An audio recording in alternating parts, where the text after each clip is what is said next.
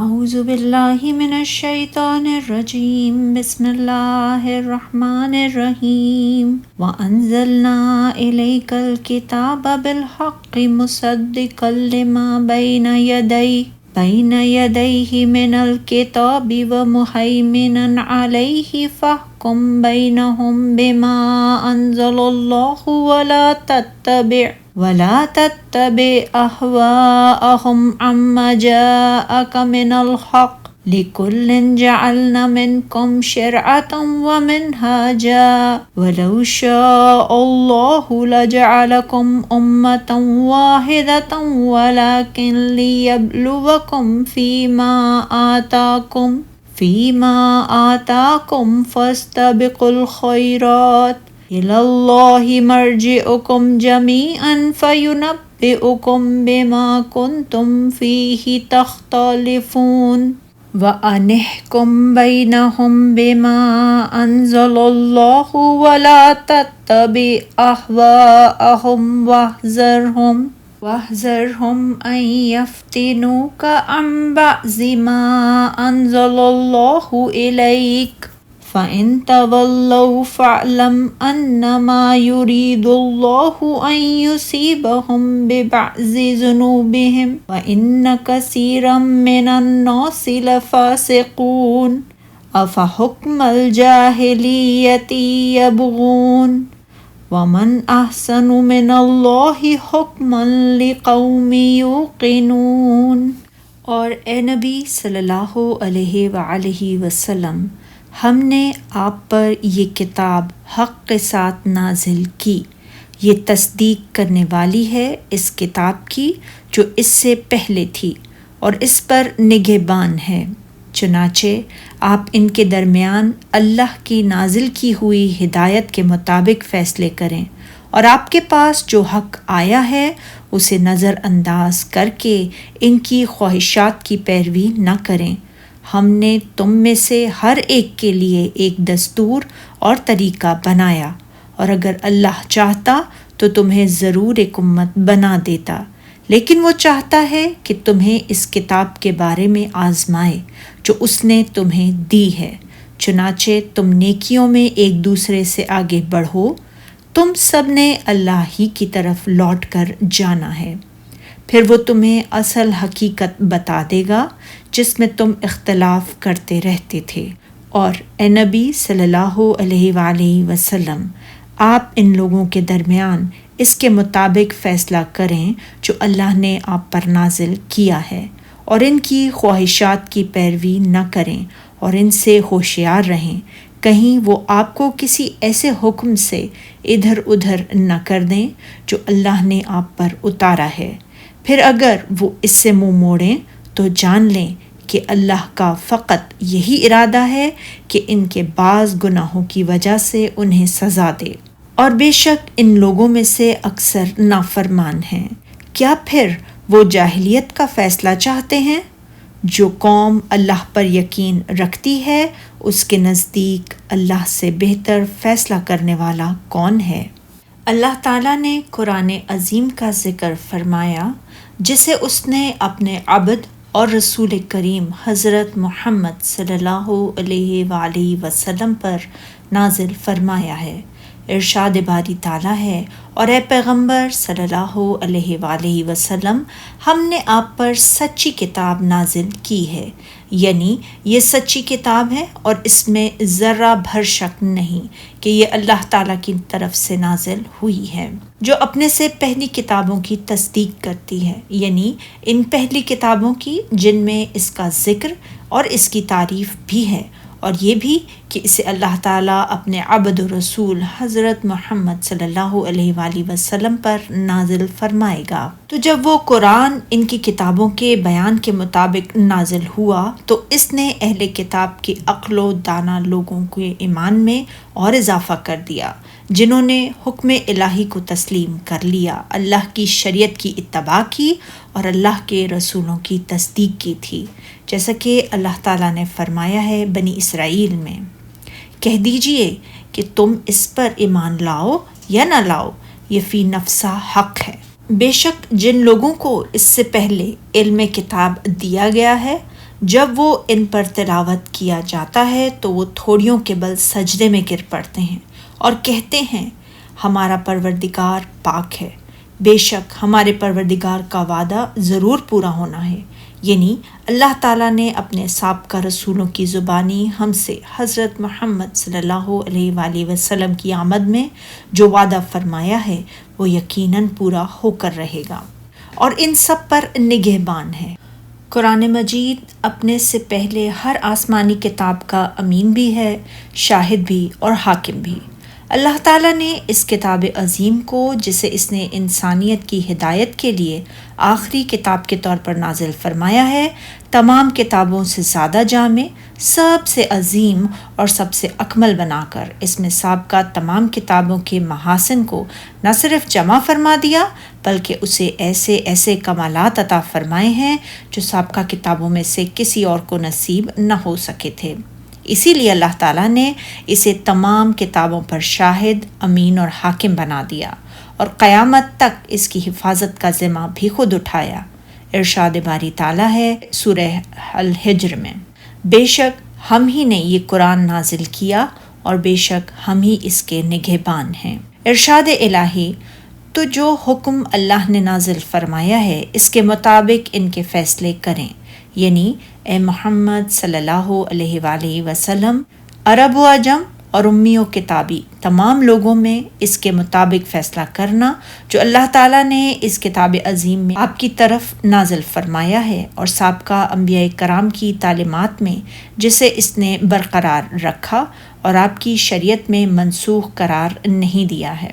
امام ابن ابو حاتم نے حضرت ابن عباس رضی اللہ تعالیٰ عنہ کی روایت کو بیان کیا، نبی اکرم صلی اللہ علیہ وسلم کو اختیار دے دیا گیا تھا کہ اگر آپ چاہیں تو ان میں فیصلہ فرمائیں اور اگر چاہیں تو ان سے اعراض فرما لیں اور انہیں اپنے احکام کے مطابق عمل کرنے کا حکم دیں، لیکن پھر بعد میں اللہ تعالیٰ نے اس آیت کریمہ کو نازل فرما دیا تھا، اور جو حکم اللہ نے نازل فرمایا ہے اس کے مطابق ان میں فیصلہ کریں اور ان کی خواہشات کی پیروی نہ کریں۔ یعنی اس آیت کریمہ میں رسول اکرم صلی اللہ علیہ وآلہ وسلم کو یہ حکم دیا گیا کہ آپ ان کا بھی ہماری اس کتاب ہی کے مطابق فیصلہ فرمایا کریں اور فرمان الہی اور ان کی خواہشات کی پیروی نہ کریں، یعنی ان کی ان آراء کی جنہیں انہوں نے اختیار کر لیا، جن کے سبب اسے ترک کر دیا ہے جسے اللہ تعالیٰ نے اپنے رسولوں پر نازل فرمایا تھا۔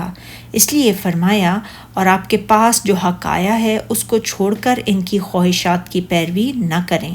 یعنی اس حق کو چھوڑ کر جسے اللہ تعالیٰ نے آپ پر نازل فرمایا ہے ان جاہل اور بدبخت لوگوں کی خواہشوں کی پیروی نہ کریں۔ فرمان الہی، ہم نے تم میں سے ہر ایک کے لیے ایک دستور اور طریقہ مقرر کیا ہے۔ حضرت ابن عباس رضی اللہ تعالیٰ عنہ کی روایت ہے کہ معنی راستے کے ہیں، اور فرمان الہی ہے اور اگر اللہ چاہتا تو ہم سب کو ایک ہی امت بنا دیتا۔ یہ تمام امتوں سے خطاب ہے، اور اس میں اللہ تعالیٰ کی اس عظیم قدرت کی خبر بھی دی گئی ہے کہ اگر وہ چاہتا تو تمام لوگوں کو ایک دین اور ایک شریعت پر جمع فرما دیتا، اور اگر اس میں کسی چیز کو بھی منسوخ قرار نہ دیتا، لیکن اس نے ہر رسول کے لیے ایک الگ شریعت مقرر فرمائی اور بعد میں آنے والے رسول کے ساتھ اسے یا اس کے بعض حصوں کو منسوخ کر دیا،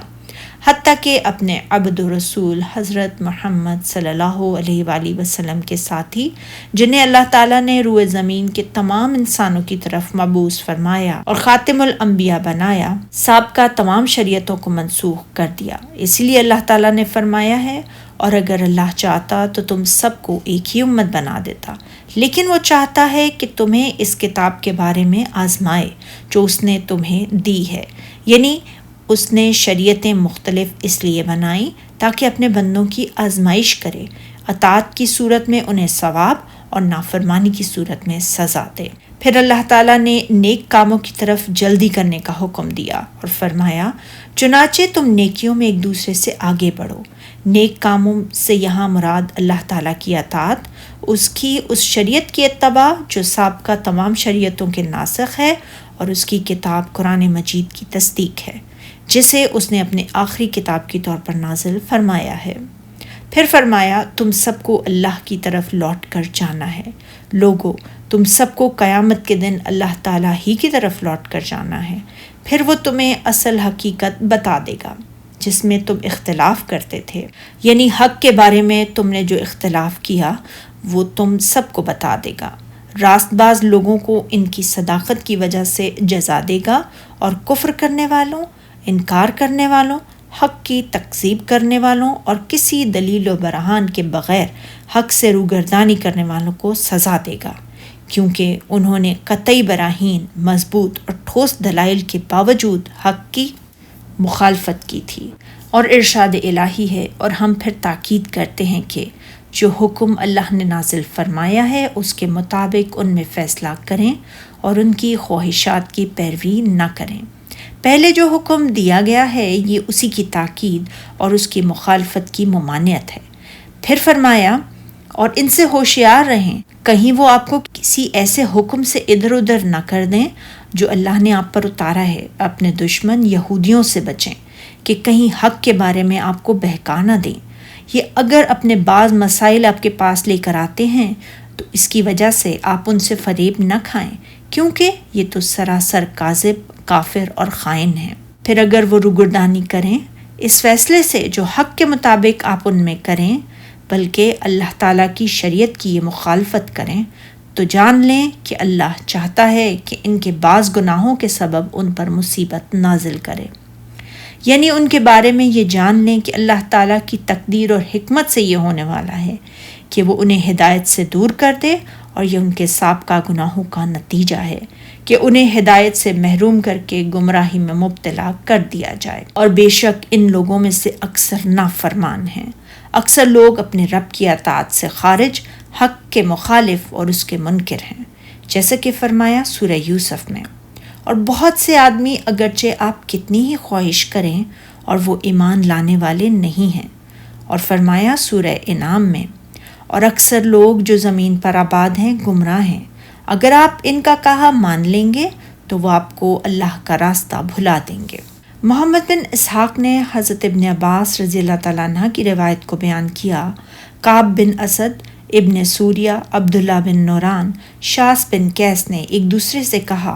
آؤ ہم محمد صلی اللہ علیہ وسلم کے پاس چلیں اور انہیں ان کے دین سے بہکا دیں۔ یہ لوگ آپ کے پاس آئے اور کہنے لگے، اے محمد صلی اللہ علیہ وآلہ وسلم، آپ جانتے ہیں کہ ہم یہود کے علماء، اشراف اور سادات ہیں۔ اگر ہم آپ کی پیروی کر لیں تو تمام یہودی ہماری بات تسلیم کر لیں گے اور وہ ہماری مخالفت نہیں کریں گے۔ ہمارا اپنی قوم سے ایک جھگڑا ہے اور ہم چاہتے ہیں کہ آپ سے اس کا فیصلہ کرائیں، لہٰذا آپ ہمارے حق میں فیصلہ فرمائیں تو اس کی وجہ سے ہم آپ پر ایمان لے آئیں گے اور آپ کی تصدیق کر دیں گے، مگر آپ نے ان یہودیوں کی اس بات کو قبول کرنے سے انکار فرما دیا۔ اسی موقع پر اللہ تعالیٰ نے یہودیوں کے بارے میں نازل فرمایا، اور ارشاد الہی ہے، کیا پھر وہ زمانہ جاہلیت کا فیصلہ چاہتے ہیں؟ اور جو یقین رکھتے ہیں ان کے لیے اللہ سے اچھا حکم کس کا ہے؟ اللہ تعالیٰ نے ان لوگوں کی تردید فرمائی ہے، اور جو اس حکم سے اعراض کرے جو محکم، ہر خیر پر مشتمل اور ہر شر سے منع کرنے والا ہے، اور اس کے بجائے ان افکار و آراء اور اصطلاحات کو اختیار کرے جنہیں کچھ انسانوں نے اللہ تعالیٰ کی شریعت کی کسی دلیل کے بغیر وضع کیا ہے، جیسا کہ زمانے جاہلیت کے لوگ ان ضلالتوں اور جہالتوں کے مطابق فیصلہ کیا کرتے تھے جنہیں انہوں نے اپنی آراء سے اور اپنی خواہشات کے مطابق گھڑ رکھا تھا۔ اسی طرح تاتاری اپنے امور مملکت و سیاست کو ان احکام کے مطابق چلاتے تھے جنہیں انہوں نے اپنے بادشاہ چنگیز خان سے حاصل کیا تھا، جس نے ان کے لیے احکام پر مشتمل ایک ایسا مجموعہ مرتب کیا تھا جو یہودیت، عیسائیت، اسلام اور دیگر مختلف شریعتوں کا مرکب تھا۔ اس میں بہت سے احکام ایسے بھی تھے جو محض اس کی اپنی رائے اور خواہش کے مطابق تھے، ان کا کسی بھی شریعت سے کوئی تعلق نہ تھا، لیکن اس کے بیٹے اس کتاب کو شریعت کا درجہ دیتے اور اسے کتاب اللہ اور سنت رسول صلی اللہ علیہ وسلم سے بھی مقدم قرار دیتے تھے۔ لیکن جو شخص ایسا کرے وہ کافر اور واجب القتل ہے، حتیٰ کہ اللہ اور اس کے رسول کے حکم کی طرف لوٹ آئے اور ہر چھوٹے بڑے معاملے میں اللہ تعالیٰ کے حکم ہی کو تسلیم کرے۔ کیا پھر وہ زمانہ جاہلیت کا فیصلہ چاہتے ہیں؟ یعنی زمانہ جاہلیت کے حکم کی خواہش رکھتے اور اسے چاہتے ہیں اور اللہ تعالیٰ کے حکم سے روگردانی کرتے ہیں۔ اور جو قوم اللہ پر یقین رکھتی ہے ان کے نزدیک اللہ سے بہتر فیصلہ کرنے والا کون ہے؟ اس شخص کی نگاہ میں اللہ تعالیٰ کے حکم سے بڑھ کر اور کوئی حکم زیادہ عادلانہ نہیں ہو سکتا۔ جو اللہ تعالیٰ کی شریعت کو سمجھتا، اس پر یقین و ایمان رکھتا اور یہ جانتا ہو کہ اللہ تعالیٰ حاکم الحاکمین ہے۔ جتنا والدہ اپنے بچے سے محبت و شفقت کا سلوک کرتی ہے، وہ اپنی مخلوق کے ساتھ اس سے بھی زیادہ رحمت کا معاملہ فرماتا ہے۔ ہر وہ چیز کو جاننے والا، ہر چیز پر قدرت رکھنے والا اور ہر چیز میں عدل فرمانے والا ہے۔ حافظ ابو القاسم طبرانی نے حضرت ابن عباس رضی اللہ تعالیٰ عنہ کی روایت بیان فرمایا، رسول اللہ صلی اللہ علیہ وآلہ وسلم نے فرمایا، اللہ عز و جل کے نزدیک تمام لوگوں سے زیادہ ناپسندیدہ شخص وہ ہے جو اسلام میں جاہلیت کے طریقے کا خواہش مند ہو، نیز وہ جو کسی انسان کا ناحق خون بہائے۔ سبحانک اللہم و بحمدک، اشہد ان لا الہ الا انت، استغفرک و اتوب الیک۔